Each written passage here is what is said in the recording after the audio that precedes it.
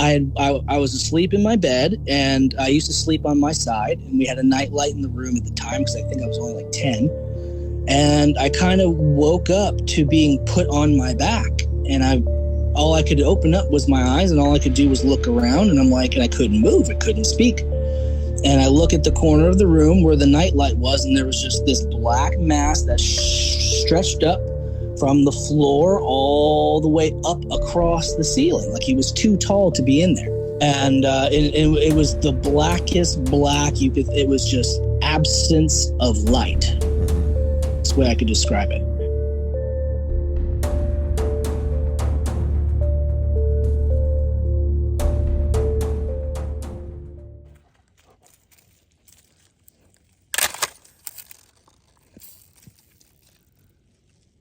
Hi guys, thank you so much for joining me back here again on the 401 Files. It's an absolute pleasure, as I always say, to be joined by so many like-minded people from all around the world.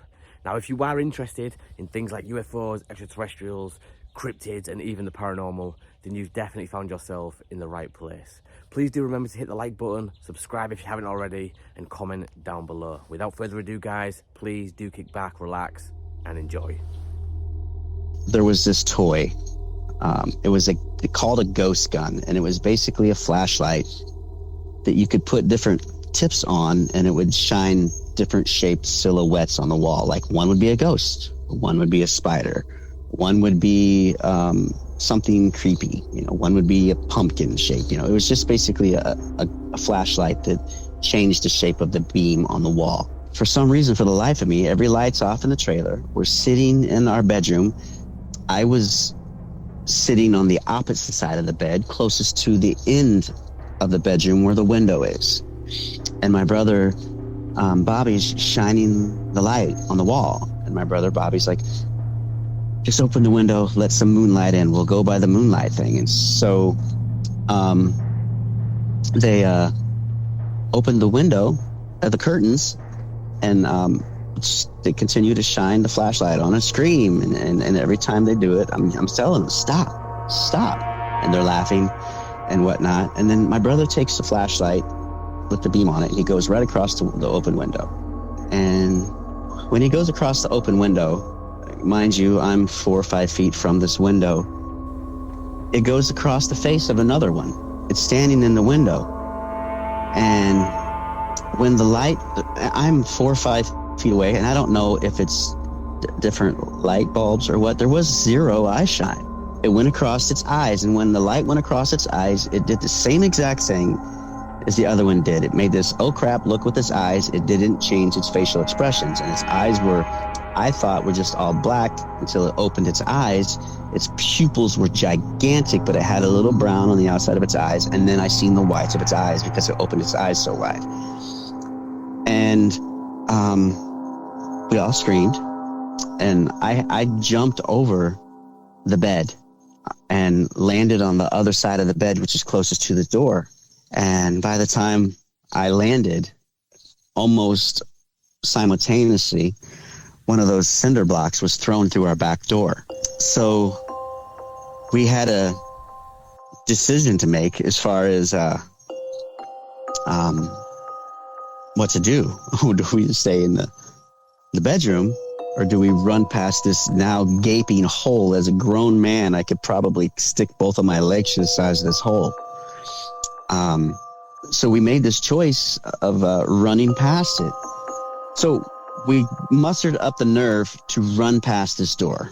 As we jumped past this hole, we didn't run past it. We jumped over this hole.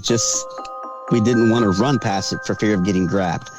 We jumped over where the hole was and as far away as possible, and a black hairy arm reached in to try to grab me.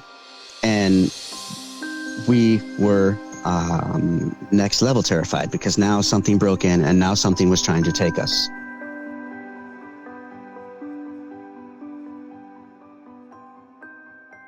So I was thinking about the missing 411 cases, David Paulides, and some of the people that have been taken or vanished from the face of the earth. And I found it really weird how they all have some underlying health condition.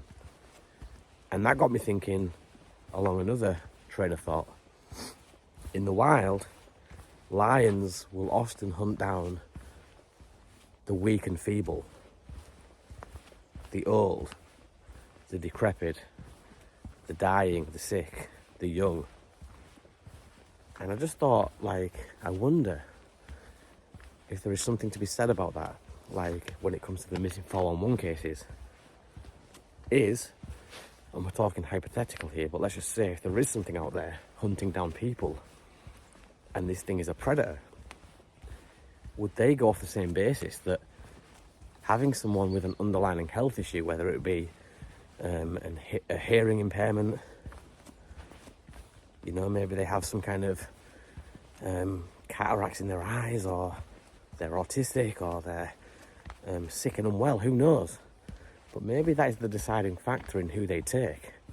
Even being young, to some extent, is a disability in nature, because you aren't as fast, you aren't as strong, you aren't as big, and therefore you put up less of a struggle.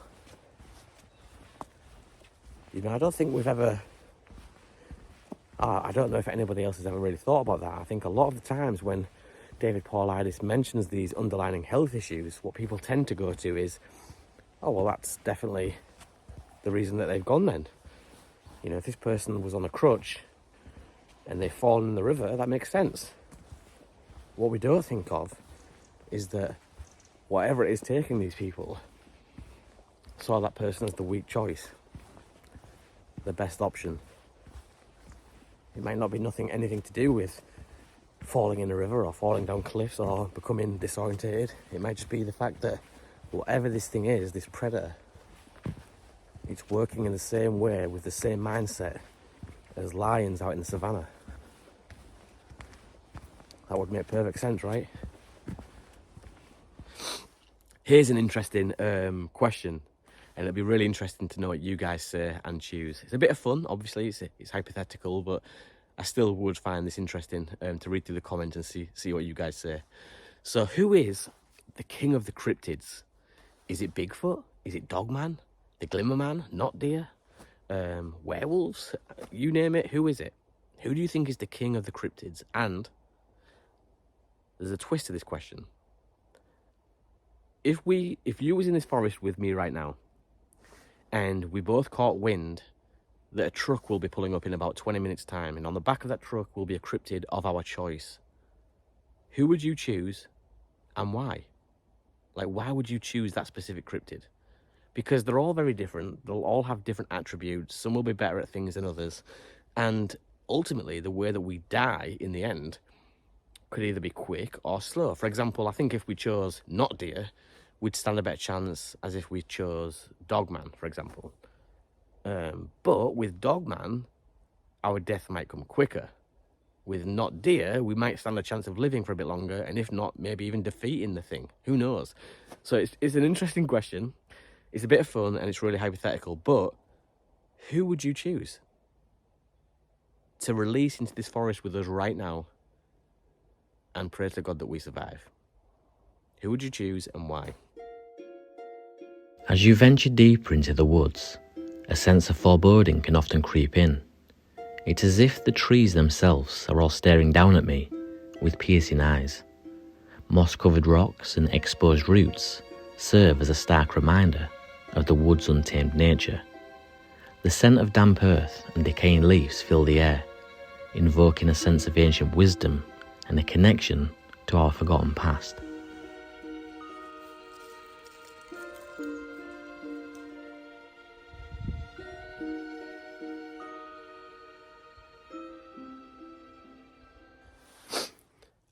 Just really quickly, I want you to pretend that you're driving down a familiar road to you.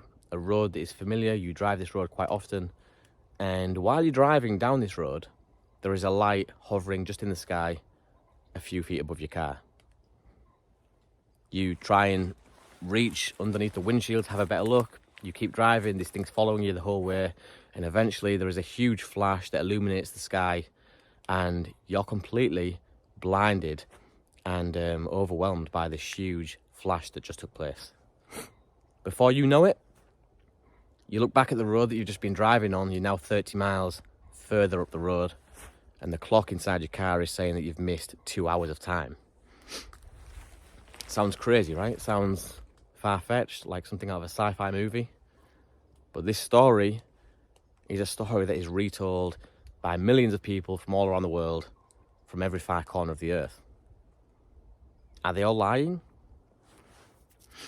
I don't believe they are. I don't believe they are lying. I think this is true. I think this is happening to people. And for whatever reason, whatever goes on after the flash, after the abduction, is left open for assumptions and speculation. But there's no way these people are lying in my book. But we can go one step further. We can go one step further and we can pick out other stories. For example, there are millions of people, yet again, from around the world, who go to sleep on a night. They're lying in their bed, and at some point during the night, they're woken up by creatures either entering their room or stood around the foot of their bed. Now, in almost all of these cases, the witness describes very similar sensations. They have the sensation that they're being lifted from out of their bed and taken through the wall of their bedroom or up through the roof where a craft is waiting, and they board the craft. Are they lying? I don't know. I can't say if they're lying or if they're not lying, but for me, again, there are too many people talking about the same experiences that they've had. It can't be a dream. They're not all on the same drugs, having the same trip. This is real people, real credible people, having real life experiences that change their lives forever. But we can go one step further than that as well. There's a third one as well, a common occurrence within the UFO and extraterrestrial phenomena. Women can report being pregnant. Everybody who's close to these women chooses not to believe them, and the obvious starts to circulate that they've been unfaithful, they've had a one-night stand, all the usual stuff that people start to cling on to when they don't have answers, or it just doesn't make sense. But these women who end up being pregnant and report that it was a child placed there by extraterrestrial beings, they go through all the correct procedures. They go to hospital, they have the paperwork, scans have been done, medical history and records have been taken. This woman, without any shadow of a doubt, is pregnant. She's carrying a child of some kind. Right before the due date of when these women are supposed to give birth, they're abducted again. Now, the length of time that they're taken for varies, but usually in most of these cases, they come back without a child. The child is taken. Now, to everybody else, it's a medical mystery. The nurses, the doctors, even the science community cannot explain what has happened because there is no sign of a pregnancy ever taking place. Now, the women are obviously devastated. They've lost the trust of their friends and family, close people around them. The medical staff, obviously, are baffled. She's without a child. It's devastating all around. Like, these women's lives have been changed, ultimately, for the worst, and forever. They'll have to live with this. But the worst part of it is that they'll never likely have the answers that they need. You know, you speak to any parent out there that's lost a child, they'll always tell you the same thing. Especially if they don't get that child back, it's that they're not knowing, and, you know, the not having closure is the worst part. And so I can only imagine, if you add to that ridicule as well, people laughing and pointing the finger, how devastating that could be for a person. But again, are these women lying? You'd have to be stupid to say yeah. You'd have to be stupid, self-centered, small-minded to say that all of these women pretending to be pregnant, making up this story of creatures, artificially inseminating them, are just wackos. If you say that and you don't give this any insight, any, you know, in-depth investigation, or even a second thought, then yeah, you need to open your mind a little bit, because, you know, I've said it before on the channel, is that how many times does a coincidence have to occur before we say there's too many coincidences here? This is actually something weird, something strange is taking place, and this needs more investigation. I just thought I'd share that with you guys because, you know, far too often in this genre, in these phenomena, reoccurring accounts do pop up time and time again over many different generations of people, and the stories very rarely change. Like, obviously people will tell it in their own way, A few words will be used differently to describe certain things, but ultimately, the stories are the same. And for me, it's a coincidence too many. There's got to be something to it. When we think about extraterrestrial communication, making contact with intelligent beings, one of the things that might crop up is the language barrier. How would we communicate? How would we have a conversation? And I don't think, because we overcomplicate everything. We've actually got scientists devising a language made up of mathematics. It might not be something so deep, it might not be something so sophisticated that we need, because a lot of these cases, a lot of people have had interactions with extraterrestrial beings, have been able to speak and communicate through telepathy, mind speak. And when we go approach a horse in a field, we don't try to speak horse. When we approach a dog, we don't try and speak dog or canine. We simplify things because it's our duty to do so. As being the intelligent species, we need to figure out the way, not them. We need to figure out a way that they can communicate with us and understand what we want, what we require, what we request. Just in the same way when you praise a dog for sitting or for recall, that is a simplification of what we asked. We're basically telling the dog, well done, that is what we wanted from you, keep doing that. And maybe we have something in our brain that we don't fully understand how to work. Like maybe we have the ability to mind speak and we just don't know how to use it. But when we come into contact with extraterrestrial beings, super intelligent races, maybe they have the ability to switch that on for us. Because when Betty and Barney Hill was abducted, Barney was communicating through mind speak. And this rings true throughout so many different abduction cases. They don't know how they were doing it, but yeah, they were able to do it. They were able to communicate with beings from another place, within our solar system, within our universe.